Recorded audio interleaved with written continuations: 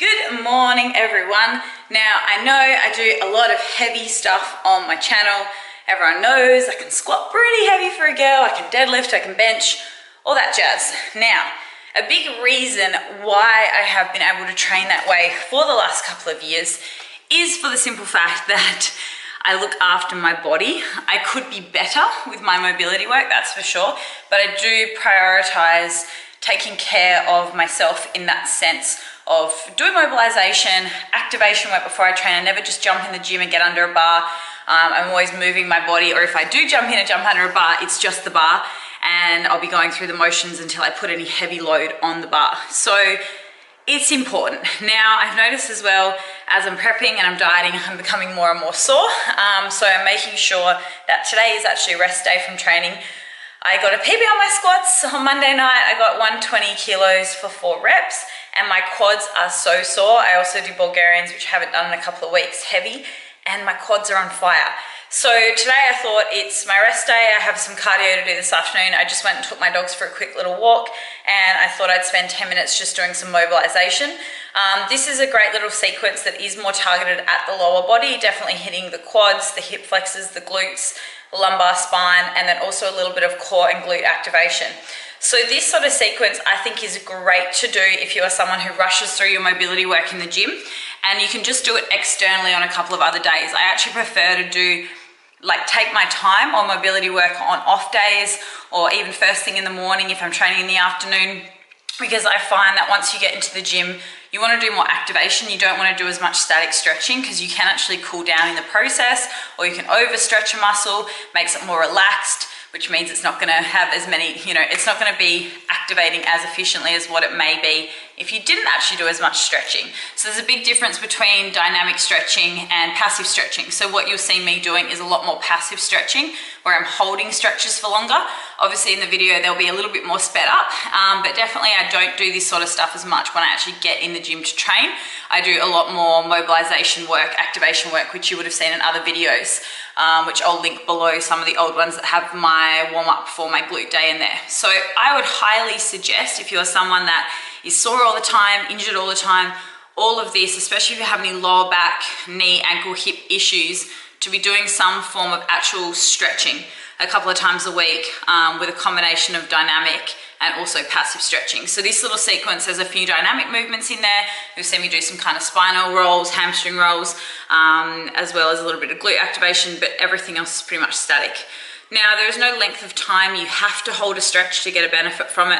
I don't hold them for too long. I find I feel the stretch, I hold it out at that kind of pain point of maybe like an 8 out of 10 of pain for maybe 10-15 seconds, and then I move on. If it's very tight, I'll generally repeat it. So you'll see me do the hip flexors a couple of times because my quads are really sore. But generally speaking, there's no rule of thumb in when it comes to stretching. So just do what your body feels it needs. That is the biggest tip. If you feel tight somewhere, focus on that area more. But I hope this little bit of a kind of stretching sequence that I use helps you. If you want to do it yourself, then by all means, let me know if you like it, if you like these sort of things on my channel. But it's definitely kind of the unsexy part to fitness. I am so inflexible, so please, no judgment. I am not a yoga person. I am not a Pilates person by any means. I am a power lifter and bodybuilder, so my mobility is awful, but that is why I'm putting in the work and aiming to do this twice a week from now on top of my normal mobility work. It does not take long, 5 or 10 minutes. You feel so much better after it. Give it a go. Tell me how you go. You better turn up. You better be there when I shake. Watch me rockin' if I can't stop. If I should fall, just go ahead. Go and catch me, baby. Ooh, I live it. That's my true love, true to love. Ooh, I love it. Crank it up, yeah, yeah. Turn it up on a higher level. Turn it up, we got this. 1, 2, 3, 4.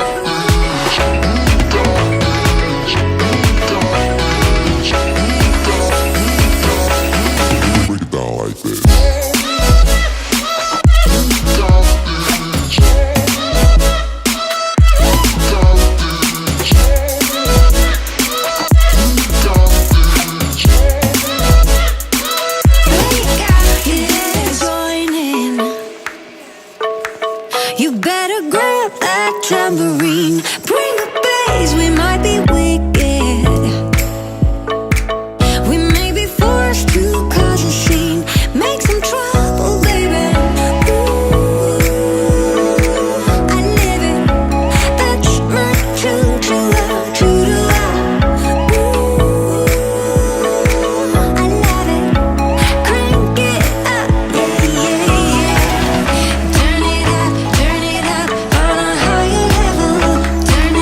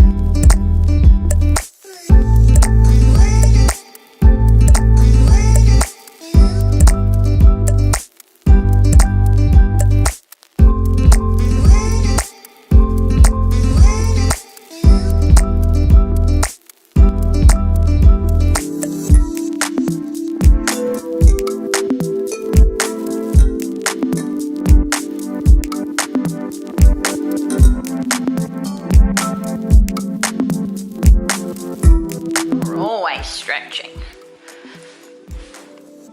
Little beaver.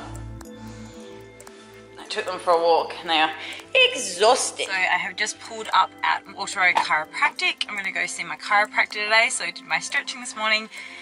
And now I'm going to get my, I'm guessing QL is probably super tight, probably from the heavy squatting and stuff I've been doing lately and traveling and sitting a lot for work. So I'm going to go get a little checkup. It has been a hot minute since I've come in here. It's been a couple of months. So I'm going to go see Josh. I'll pop his details down below if you live in Perth. He is the only chiro that I trust with myself and also my clients. And yes, I'll show you some footage of what we actually do at the chiro. It's not just about creaking and cracking. He's going to do some needling on me today as well. So it's painful, but I will see you in there.